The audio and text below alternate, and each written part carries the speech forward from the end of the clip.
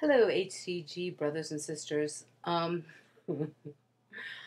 just got a bad reaction from a single woman who lives in New York City about my comment about, with the exception of very young women, I think that people who don't have children or married women, men and women really, um, but more women have no idea what it's like to give and compromise, and or they don't know the same, they don't know it to the full extent. I guess that's what I was saying. I wasn't referring to her at all. I was referring to Gigi very clearly. I put it very clearly out there. And the only reason I even reacted was because of the fact that she rejected me, and I know she rejected other people. And basically, I wrote a comment to her like, if you weren't so self-absorbed and you reached out to other people, maybe you wouldn't feel so bad about yourself. That's basically what I said. And she cut me out. And then Diane, who you guys know, Diane, um, texted me and said, women like Oprah Winfrey and Mother Teresa, give in a global sense. And, and I thought, yeah, well, that's true, except for the fact that Oprah is in a long term relationship with a husband. She's not married, but she lives with this man. I think they're together 18 years or something. I'm not sure.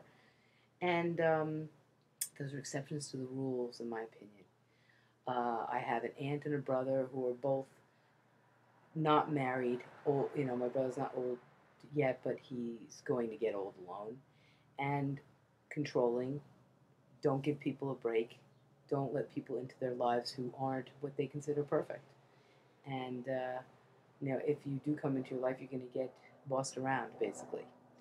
Um, if somebody hasn't had to share a bathroom on a consistent basis, if someone hasn't gotten puked on, if you haven't had to give up your evening, your day, your job for a child, you just don't know. You just don't know. And it's not a judgment. It is an observation. I'm not judging a single woman. I'm not saying it's a bad thing not to know that. I'm just saying you don't know it until you experience it. So she attacked me, text messaging, and just making like no sense because I never even mentioned her. It had nothing to do with her. I wasn't even talking or thinking about her. But that's what happens with self absorbed single women. They think you're talking about them even when you're not. She's going to be so pissed off at this. I, on the other hand, have never been without a man, have always supported a man and been supported by a man.